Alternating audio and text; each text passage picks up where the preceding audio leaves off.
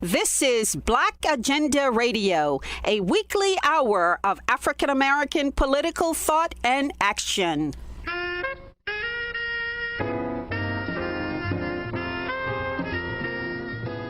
Welcome to the radio magazine that brings you news, commentary, and analysis from a Black left perspective.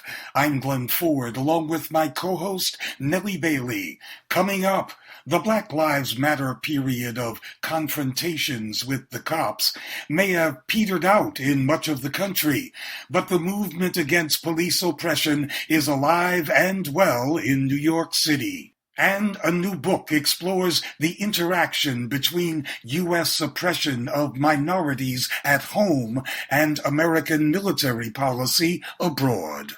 But first, the FBI claims that it has revised its policy on targeting so-called Black Identity Extremists. However, many observers doubt that, including Yah-FAY-OH Ba-la-GON, a leader of the Dallas Texas-based Huey P Newton gun club. The club urges Black people to arm themselves for self-defense. The political inspiration for the Huey P Newton gun club, of course, is the founding of the Black Panther Party for self-defense. Of course, Huey is an inspiration. I chose the name Huey simply because of Huey's political analysis as it relates to struggle, as it relates to revolution, as it relates to the people's development here in the United States and around the world. Locally, I think that some of our inspiration comes from the local members of the Black Panther Party. Akintunde Funzo, Fahim Minka, who was the statewide representative of the Black Panther Party. Those gentlemen had come together in team of inspiration, mentorship, and what we call OG-ship, come together and kind of sat us down and kind of laid the foundation. So it's in their spirit that we organized the Huey P. Newton Gun Club, and also in coalition with what was going on here locally in the city of Dallas as it relates to struggle against police brutality. What kind of attention has the gun club gotten from the law enforcement apparatus in Dallas and Texas and the national lawmen? Well, of course, we've gotten a lot of attention as it relates to dealing with police. Here in Dallas, Texas, we could hardly organize without bringing attention to the Dallas Police Department, SWAT teams, etc. I can remember on a number of different occasions of organizing and planning to do these armed demonstrations, which ultimately was not really about the gun per se. It was more or less about bringing awareness around Black people's ability to arm themselves legally. And of course, anytime that we had planned any particular demonstration, the police would always be somewhere in the midst, whether it be a helicopter flying in the air, whether it be a multitude of lawmen around. Of course, they were always present. Second to that, of course, my comrade, my friend, my brother, Yah-FAY-OH Ba-la-GON, of course, was targeted by the FBI and was arrested on December 12, 2017. Basically, his door was kicked in by the FBI, the ATF, all the alphabet boys basically came in, kicked down his door, and had him and his son, who was 15 years old at the time, basically naked outside in 40-degree weather here in Dallas, Texas. And this type of attention, we have noticed since then, of course, had been going on for a little more than 3 years. And they had been observing, monitoring, and trying to figure out which was the best way to attack us. And of course, they chose that particular time. We think that this harassment by the Dallas police, the FBI, the ATF, anybody is, of course, unwarranted because we've always maintained discipline. We've always maintained a sense of legality, and we always fought for what was in the best interest of the people, which is bringing an understanding about Second Amendment rights and also just a position where the people understand that they can defend themselves. Yes, the FBI denies it, but it's widely believed that the first designated Black Identity Extremist group by the FBI was you guys. Most definitely, most definitely. The FBI came to my job on 2 different occasions that same year. They had been trying to figure out how to best to get us. Of course, they were intimidating myself, Rakim, other people, trying to, basically put us in a position where they can lock us up. Basically try to get us in a position where they could interview us and have us tell them a lie, per se. But we were smart enough to know never to talk to the FBI, never to sit down and talk to the police, never incriminate ourselves, any of that nature. And so, of course, they attacked Rakim and basically held him in prison for 6 months, where a federal judge agreed that him being in prison, of course, was unwarranted. It was against the law. And we're glad that our brother is home and free. And like I said, we're paying very close attention to our actions. And just as much as the FBI is attempting to observe us, we're observing the activities of the FBI, not only here in Dallas, Texas, but around the country. And we hope that other comrades around the country observe our situation here in Dallas, Texas, and realize that they have to move a certain kind of way, but also be educated and move with a sense of urgency, because people around the country and around the world are observing our activities. Now, Texas is a state in which it's legal to openly carry firearms. Lots of states in this country are that way, especially in the South. But the legality of carrying firearms doesn't seem to apply to Black people. Most definitely, most definitely. I can tell you a number of different times that we had been patrolling our community, and the police would just basically try to jump on us real quick because they said they got a call or something to that extent. Somebody said they felt threatened. Then they more or less vamp on us, per se. And then we find ourselves running down the law to the police, which they're very aware of. And at the end of the day, they find out that everything that we're doing is absolutely legal. And so that's the thing. Black people can legally carry firearms. So this is very important. This is one of our primary things of why we were open carrying weapons in the manner that we were. Now, just keep in mind this. On April 2nd, 2016, a group of right-wing militiamen known as BAIR, B-A-I-R, BAIR, came into South Dallas, which is largely the African-American Black community, per se, with rifles and shotguns. We were able to organize over a couple of thousand protesters, organizers, etc., however you want to terminalize it, to push BAIR out. And we used our weapons. But the important thing that I want the listeners to understand and know, it was not about the Huey P. Gun Club's weapons that threw BAIR out. It was about the movement of the people. And so you got to understand, it's not about the guns. Many people got guns and weapons and things of that nature.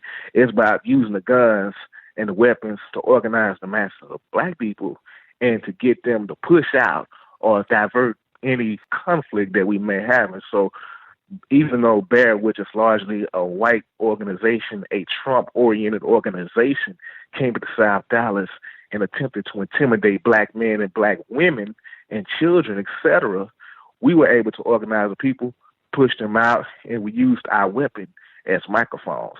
And so this is an important thing that your listeners have to understand. Not only are weapons defense mechanisms, but secondly, we were able to successfully use weapons as microphones. And when we say microphones, we use those weapons as platforms to politically organize, politically educate Black people. And that's something that we have successfully done and in the process of doing currently. How many members does the Gun Club have in Dallas, and do you have other chapters? There are perhaps thousands of members of the Huey P. Gun Club around the country. In Dallas, there are at least a couple of hundred, at least. I guess the thing of the matter is the Gun Club itself has become an educational platform in regards to Black gun rights. I myself personally have taken a step further and created the Huey P. Gun Club Alpha.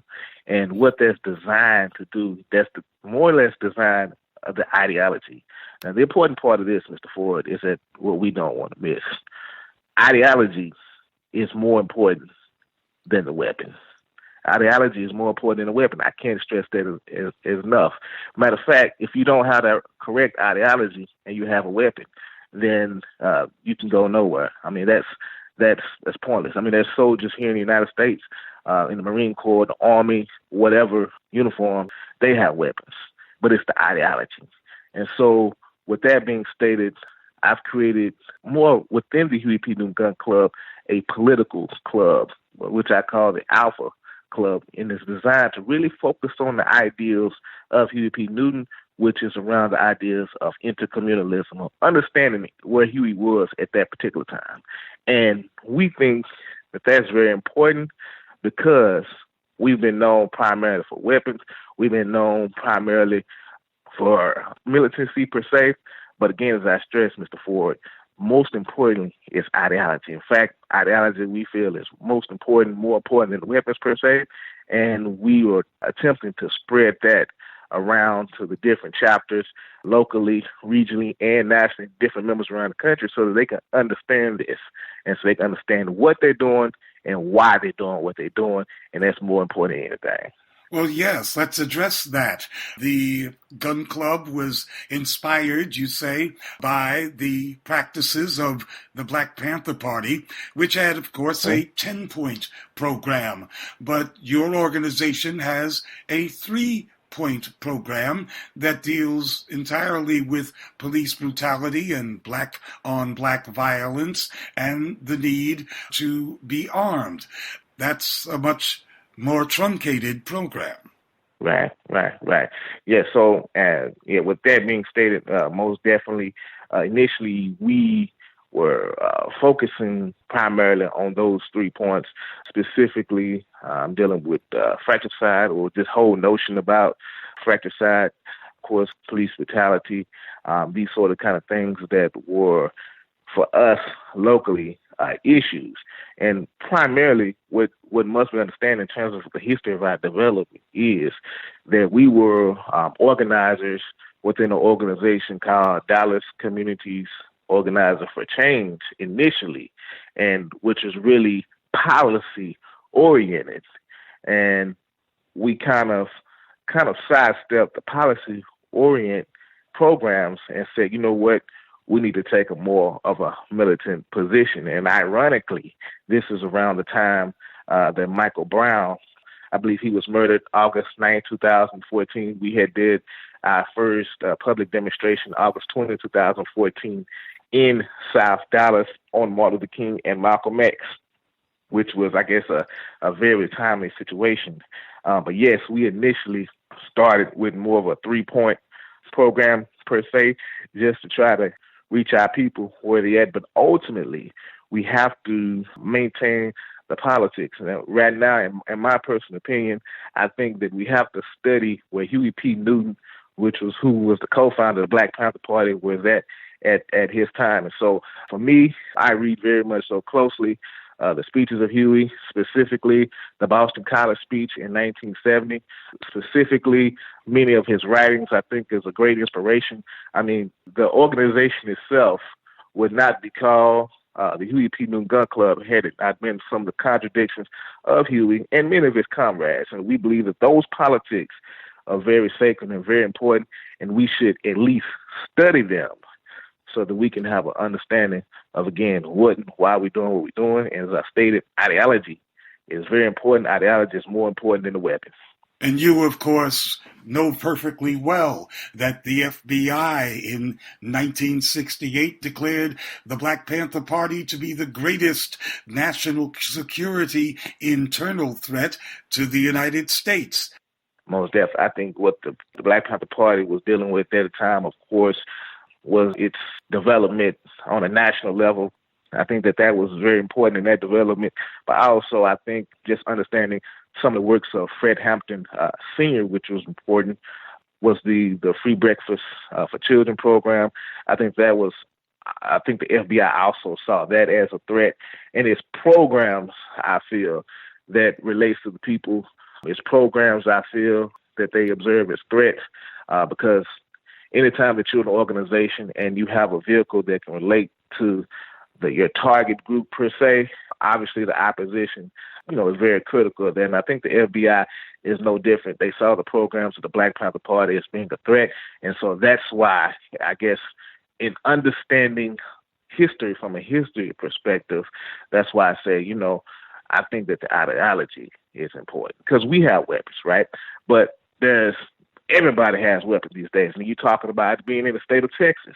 There's millions of guns and weapons in the state of Texas. So with that being stated, what sets us apart? What sets us apart from some of the other groups is because we are working to understand revolutionary ideology and revolutionary platforms and things of that nature, and working to be a student of history. And I think all of this is important, and this is important to the development of collective organization, but also, importantly as well, is valuable to the development of the individual person. It's making yourself a better revolutionary so that you can carry out the mission, working for the people, working for the community, and ultimately being a part of that struggle that we understand is going on right now. That's bringing down capitalism, that's fighting imperialism, and that's moving forward ultimately to capitalism. Imperialism is no more. That's what we're struggling against. And you say that the club has thousands of members just in Dallas alone, but those lists are secret because of the police attention that they bring. Most definitely. There is an element of secrecy, of course. We're not going to divulge our actual members per se. We think that history has taught us that in just our own history here per se locally, history has taught us that it's best to try to keep things to a minimum where we can, work at what we know we're good at, and become good at that, right? And be a part of that cogwheel that is ultimately going to bring about revolutionary change. And our focus is, number one, has been concerned about educating the Black community as it relates to weapons, things of that nature. And what's coming about now is this whole development around ideology. And we think that that's more important than guns, more important than, I guess, what a lot of people would say is walking around weapons and things of that nature and shooting targets, moving targets, things of that nature. It's more important. And so because of what happened to myself 2 and 3 times in 2017, visited by the FBI and ultimately getting terminated from my job, and what happened to Rakim and his apartment and ultimately his arrest and his detainment in federal custody for 6 months, we think it's best, unless we know for sure that it's a need to make things public, we don't make all our moves public. We just make some moves public. And we think that's important to move that way and encourage others to do the same, especially in this time when we have right-wing extremists as presidents. We have right-wing extremists basically running around doing what they want to do and basically shooting up schools and murdering innocent people in this country, and are probably connecting with some of the right-wing extremists around the world, such as Golden Dawn and Greece and things of this nature as an inspiration. We think it's best to try to keep certain things at a minimum. It's very important. Yes, in regard to those mass shootings and the right-wing white militias, many folks, especially folks in the Democratic Party, think that that calls for a national disarming of the people. But you say that that's not going to work to actually disarm those who harm Black folks, especially the police, and therefore Black people should make sure that they are armed, just like their opposition. Most definitely.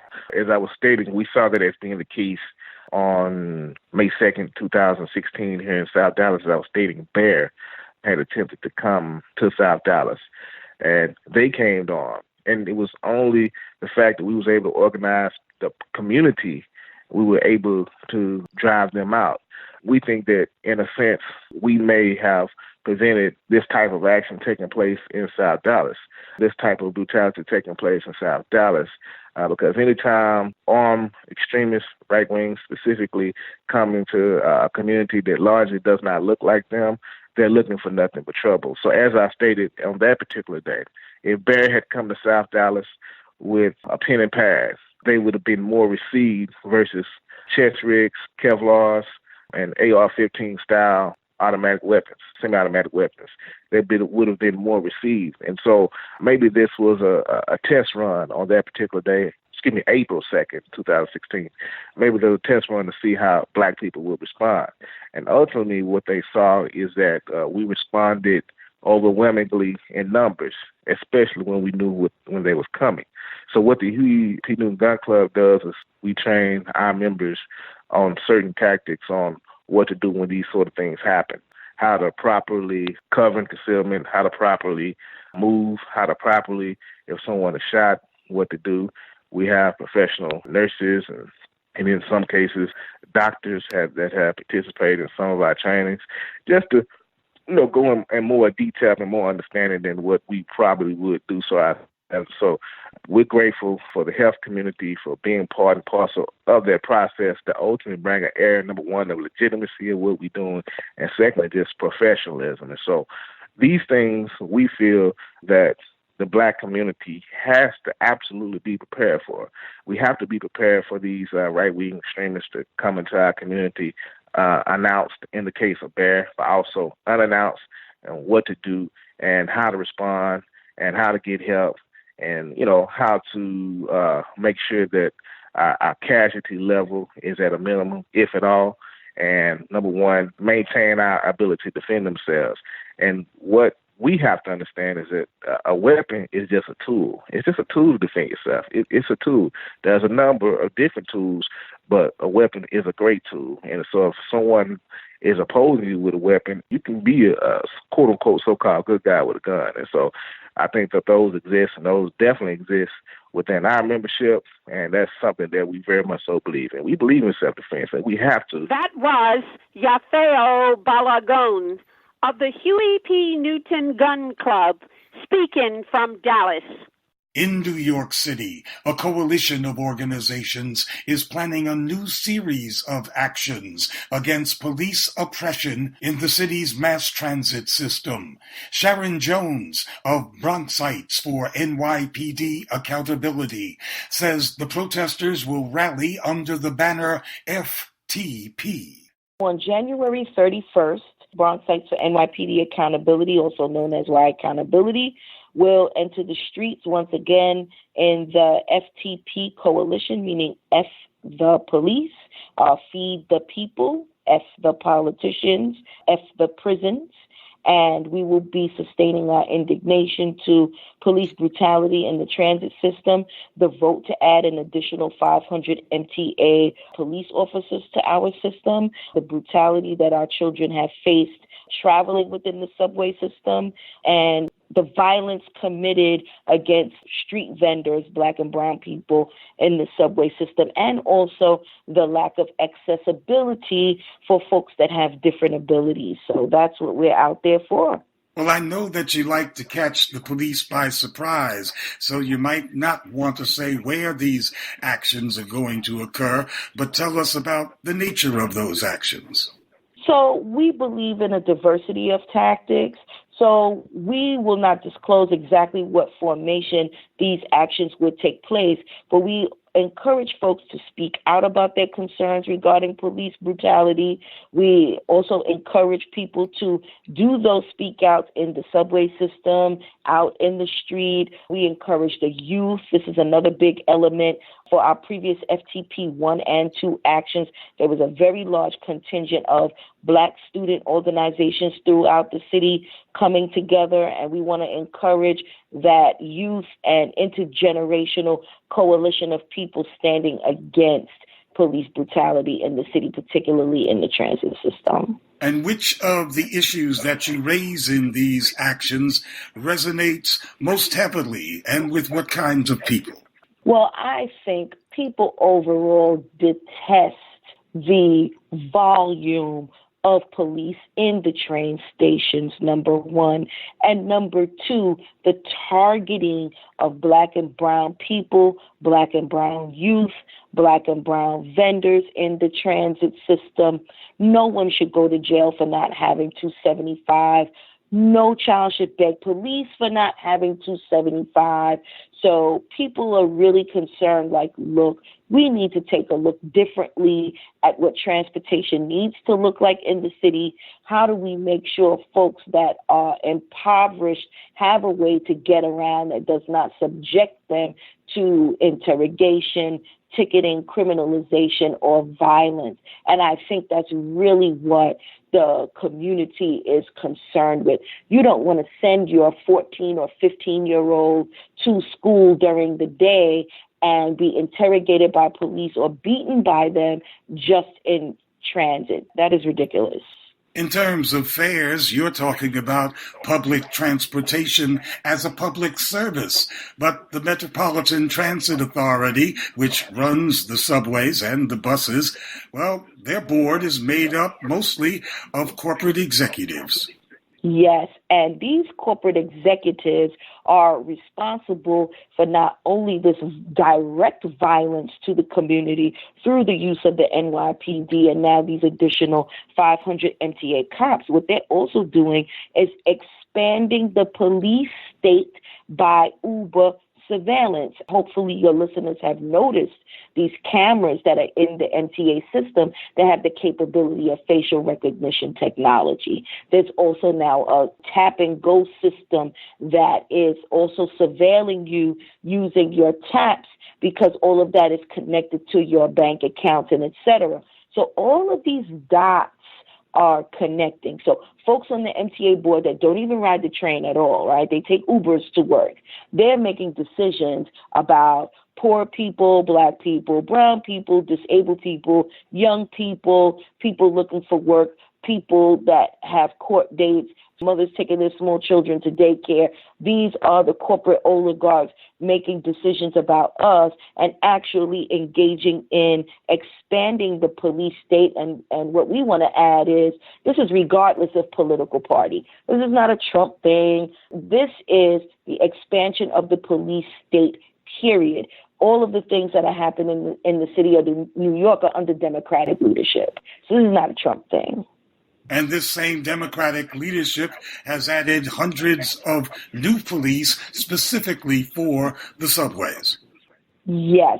Some folks attended the MTA board meeting, and actually there was some police repression in the board meetings when folks objected to the addition of 500 new cops instead of making train stations accessible. All train stations do not have elevator access, ramp access, escalator access to assist people with different abilities. However, there's an investment in police in the transit system. This is mind-boggling to the general public, not only on a fiscal level, but on a common sense and a morality level. So this is where the FTP coalition continues to push abolition. Police abolition must reach all levels of the community in our understanding and in the way we compute what is happening to us.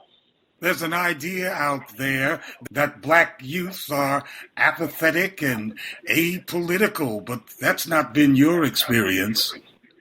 Absolutely not. The FTP coalition, we're a formation of groups that have past events that have come together.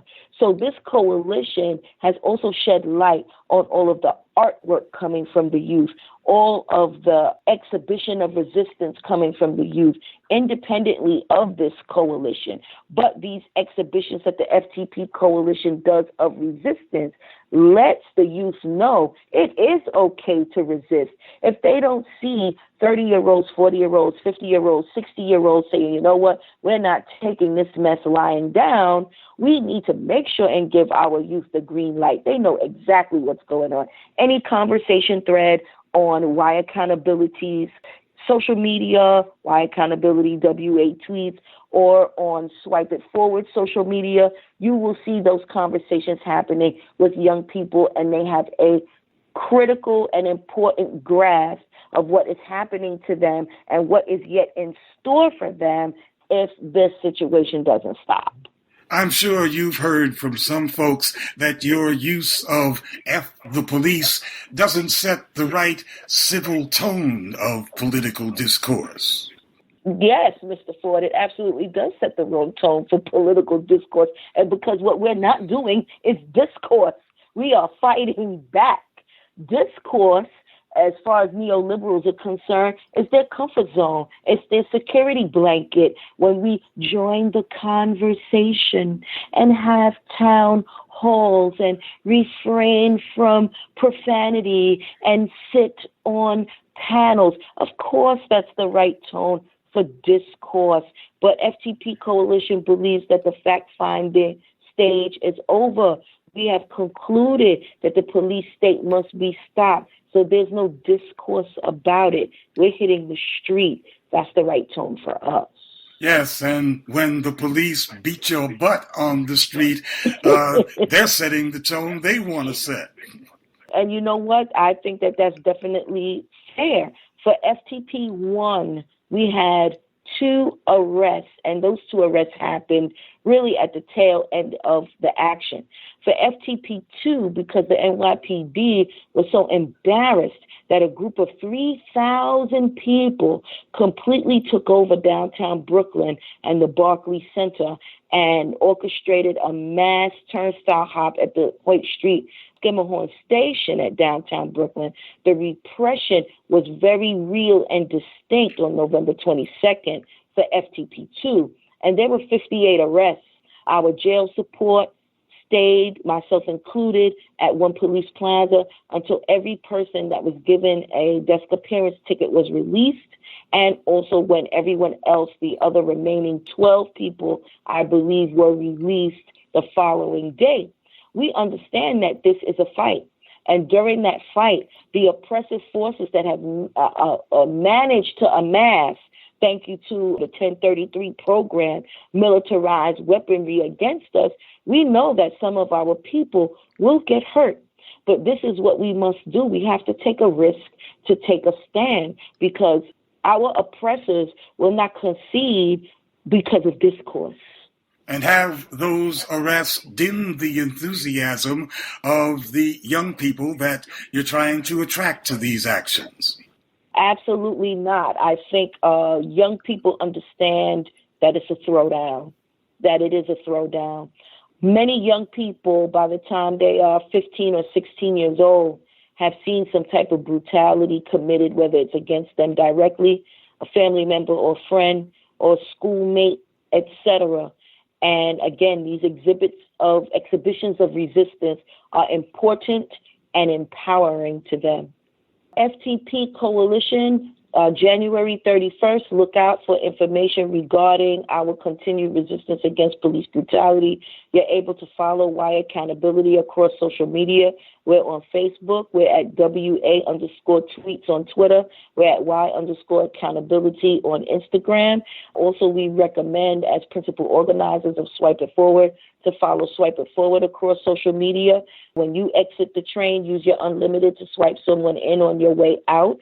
Maybe forfeit a discretionary expense to swipe someone in. You see police in the station, don't be a bystander, be an upstander and get their butts out of that station, and let's stop this Uber surveillance and brutality. And the FTP Coalition is in solidarity with international and global movements against police repression and corporate globalism across this planet. That was Sharon Jones of Bronxites for NYPD Accountability. Anti-police brutality protesters often point to the collaboration between U.S. cops and their counterparts in apartheid Israel. But author Stuart Schrader says the problem is a lot deeper than that. He's written a new book titled Badges Without Borders: How Global Counterinsurgency Transformed American Policing. It details how the U.S. has learned to suppress rebellions at home and abroad, from Native American extermination and suppression of slave revolts to becoming the policemen of the world. In Badges Without Borders, I show that this multi-directional set of police transfers of technologies and personnel and ideas has been going on for quite a long time. It really got off the ground at the end of World War II, and that's where my book begins, when the United States occupied the defeated countries from World War II, Germany and Japan. And that experience of occupation in places like Germany and Japan brought some of the most important U.S. police experts abroad. And in the experience of occupation, what they did was try to totally transform and rethink the kind of organizational infrastructure and technological infrastructure of policing in these countries. So what that meant was that they tried to get rid of some of the nefarious characters who had been running the police forces. The problem was that they very quickly realized that the Cold War was setting in after World War II, and the nefarious characters in Germany and Japan and Korea as well, who were the enemy of the United States during World War II, they were also the enemy of communists. So with the onset of the Cold War, the United States realized, well, actually, some of these folks might remain useful to us. And so you had U.S. police leaders come to the conclusion that although it was probably not a great idea to employ, say, ex-Nazis in the reformed police forces, they would do it because the fight against communism was such an important geopolitical goal. On the other hand, they also were quite explicit that no communists should be employed in these new police forces that they were creating in places like Germany. And so these police leaders, as I said, they were some of the top policing experts in the United States, and some of them returned back to the United States and continued in their illustrious careers, running university programs for police, writing policing textbooks, and so forth. And a great number of them also stayed abroad and continued to pursue fighting the Cold War in many other countries around the globe. And that's the kind of main piece of the book that I focus on, the police assistance provided to 52 countries around the globe up until the mid-1970s. Yes, the United States government had been waging war against communists and other radicals in the U.S. since the early part of the 20th century, and then found common cause with Nazis and Japanese militarists in that global fight against radicals. Exactly. And in that kind of sense, the term Red Squad takes on a different meaning. When we speak of Red Squads, we refer to particular units of local police departments that target radicals. But in a real sense, the United States is operating a global kind of Red Squad, a global counterinsurgency.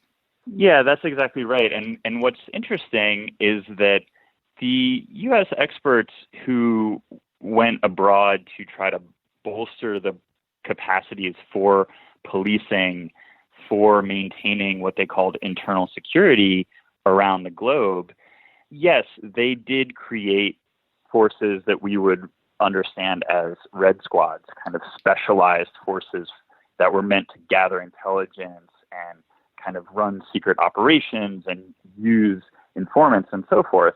But they also held a belief that is quite important, I think, for us to understand, which is that in order to prevent communist revolution in so-called third world countries, what the United States needed to do was just introduce regular old U.S.-style policing. Yes, you needed specialized squads, but you also needed the ability to gather information about everyday people. You needed to make sure that traffic ran smoothly. You needed to be able to, if traffic wasn't running smoothly, effect a traffic stop, engage in a search of a car, engage in stop and frisk on the street. All of these everyday policing activities that we would expect to see on American streets, in cities and towns, these U.S. experts were bringing to third world countries and third world police forces under the idea that in order to prevent a communist revolution, you can't only focus on the insurgents or the subversives or the radicals. Of course, they're going to get a lot of attention, but you also need to maintain a focus on the broad general population. You need to treat the general population as at risk of coming under the sway of communists. And therefore, you have to keep an eye on them. You have to collect basic information about them. So one of the things, for example, that these experts would do would be to introduce very basic technologies like ID cards. You know, most Americans have some form of ID, driver's license, and so forth today. In the 1950s and 60s, the United States introduced these types of IDs that would be standardized and durable records of people's identity. They introduced them to countries from Venezuela to Vietnam, all across the globe. And the idea, therefore, was if there is a record of everybody, it's easy to keep tabs on everybody. And now we understand how in recent decades we've learned that the CIA and the other U.S. intelligence agencies have been spying on virtually everyone in the world. Exactly. And of course, today, the technological capabilities are much greater than existed in the period that I've studied. But I think that many of the figures who I look at, who, of course, many of them had backgrounds with the FBI. Some of them were actually working for the CIA, although under cover of being affiliated with a different agency. They would all recognize the underlying process of gathering massive amounts of data and information about the population, but they would be really thrilled at the kind of technological capabilities that exist now that didn't exist when they were working.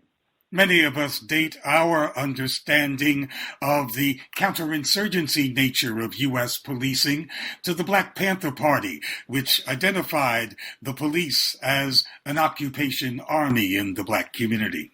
Yeah, that's exactly right. And I begin my book with a quote from Bobby Seale in 1967 in the third issue of the Black Panther newspaper, where he makes a very strong and very clear analogy between the war of occupation that the United States was then engaged in Southeast Asia and the policing of Black neighborhoods within the United States. And he, in fact, in that article says that basically just as the resistance in Vietnam is taking such a strong and vigorous stand against this occupation, there will soon be a similar vigorous resistance happening in the United States. And he called this article The Long Hot Summer, and it came out before the Long Hot Summer of 1967. And so in that way, Bobby Seale, like many other Black radicals of that moment, were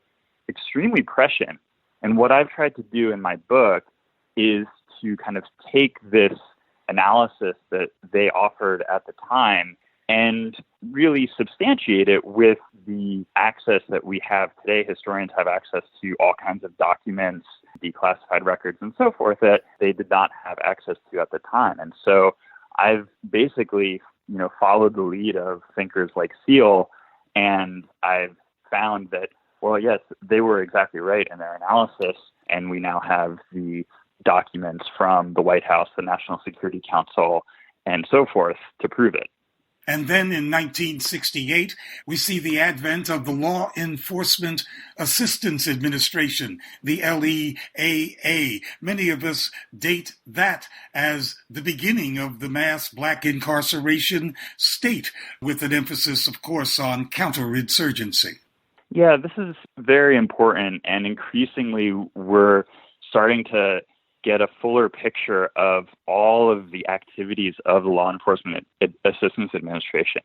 And one contribution that I offer in Badges Without Borders is to show that when the Law Enforcement Assistance Administration was starting to become a proposal, an idea in the minds of policymakers, lawmakers in Washington in the middle of the 1960s, they very explicitly drew on their knowledge of what the United States was doing overseas with the U.S. Agency for International Development's Office of Public Safety, which was the body that sent this police training and expertise abroad.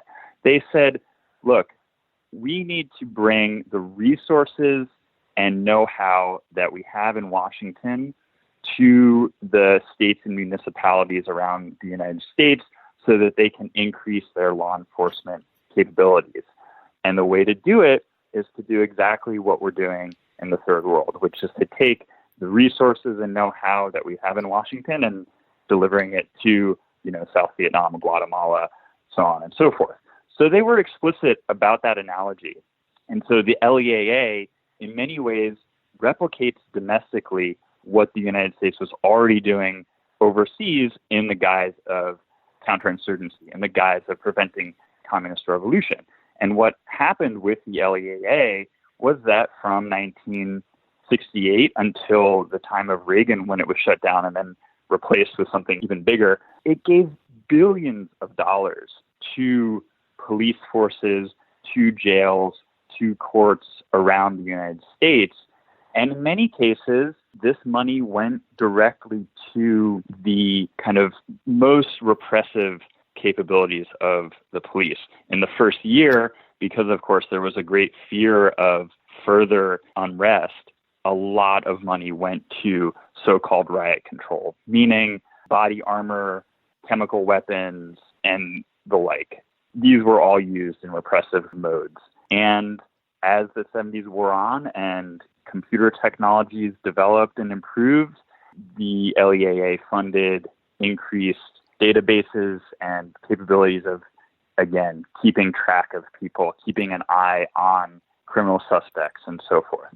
So I found in my research that there is a strong connection between the LEAA, which we understand to be crucial in setting the process in motion to foster mass incarceration, and the overseas effort of the United States to bolster policing in third world countries. Liberals usually criticize U.S. foreign policy as being eager to make alliances with repressive governments abroad, to find fascists overseas and then cozy up to them. But the real story is that the United States actively creates repressive governments overseas as part of its global counterinsurgency policy. Yeah, I think that's exactly right. The United States, its liberal officials have a tendency to pretend like they're naive, and maybe they actually are, maybe they're not pretending, but to play innocent when these activities of repression, all the way up to extreme violence and mass murder occur, as if the United States had no idea this was going to happen. And, when you look at the historical record, when you look at the archives of the U.S. national security state, you will find that, yes, there are in some cases these officials who say, hey, what is going on? We are now supporting extreme repression. This was not what we were supposed to do. But on the other hand, there are always officials who know exactly what's going to happen when you put these repressive technologies and capabilities in the hands of the governments abroad. And they're under no illusions about where it's going to lead. And ultimately, during the Cold War, as many people have argued, the necessity from the U.S. perspective of preventing communist revolution authorized all manner of activities. Now, was communist revolution actually going to occur in many of the places where the repression happened? Well, that's hard to say. And what is somewhat surprising that I found in my research is that many of the security officials who are involved in counterinsurgency are actually quite explicit in saying that if repression gets really severe and if violence by police agencies and security agencies comes to seem like it's totally wanton and unrestrained, that will cause the kind of political mobilization that could actually lead to the overthrow of a government. In other words, the very people who are responsible for bringing repressive capacities to other countries are themselves aware that too much repression is likely to lead to a great amount of resistance. So that's an interesting wrinkle. And so they have a number of ways of trying to deal with this. And one that I explain at some length in my book is that they think of tear gas as a technology that might actually allow the control and suppression of crowds and so-called riots without actually killing people. It will be very unpleasant for people to inhale CS, the chemical tear gas, but it won't kill them. And so this is their idea of how to make repression more effective without engendering the same type of resistance that, say, just shooting people down in the street might, which, of course, that also happened. And so current today activists can conclude from your book that the U.S. collaboration with Israel, for example, is not a situation in which U.S. police are picking up bad habits and policies from the Israelis, but that this is an imperial two-way street in which the United States has been in the lead for generations. Yes, that's exactly right. The United States has been in the lead. And I think the major shift that happens after the mid-1970s, when there is a great amount of political mobilization and protest activity that tries to rein in some of the excesses of the national security state, what ends up happening is that the United States starts to be willing to share a little bit.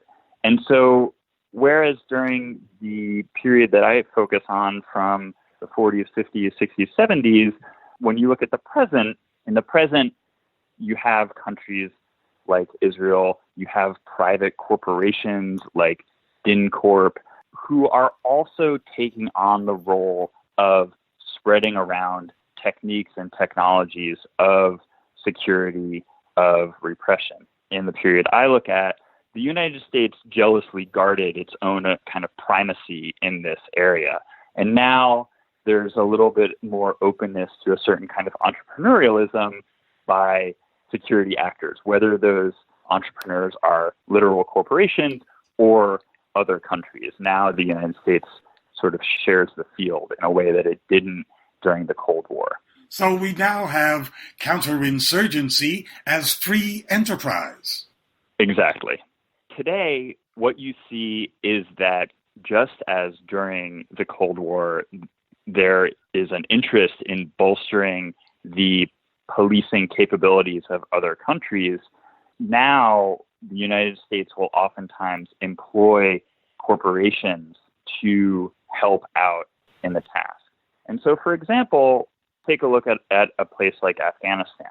In Afghanistan, after the United States invaded and pushed the Taliban out of power, one key task that the occupation of Afghanistan held was to increase the local security forces.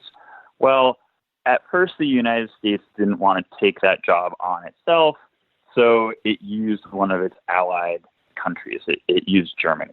Germany then didn't seem quite up to the task of building up a really strong police force that would maintain control over Afghanistan.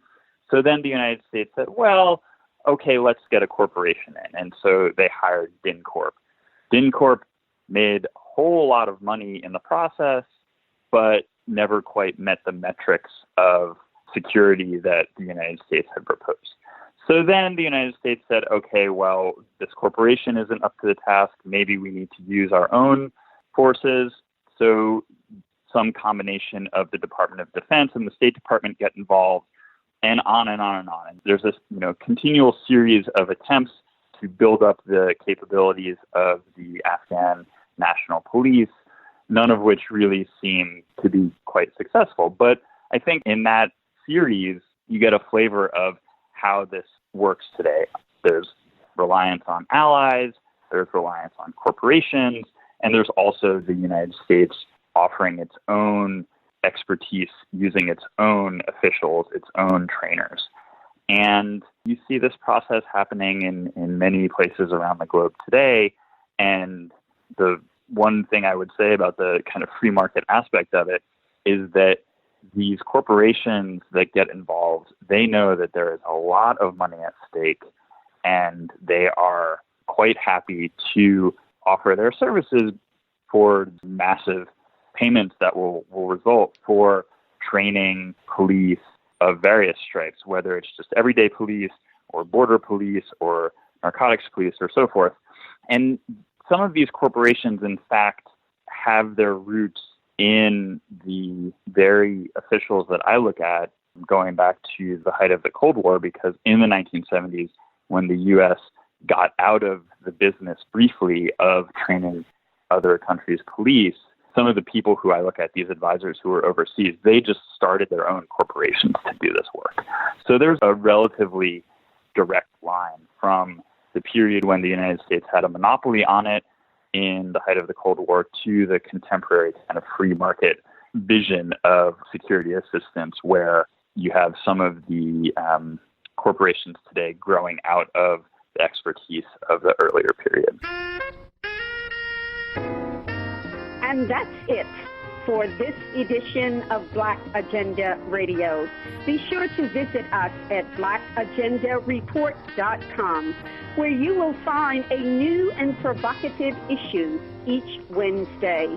That's www.blackagendareport.com. It's the place for news, commentary, and analysis from the Black Left. I'm Nellie Bailey, along with my co-host Glen Ford. Our thanks to the good people at the Progressive Radio Network.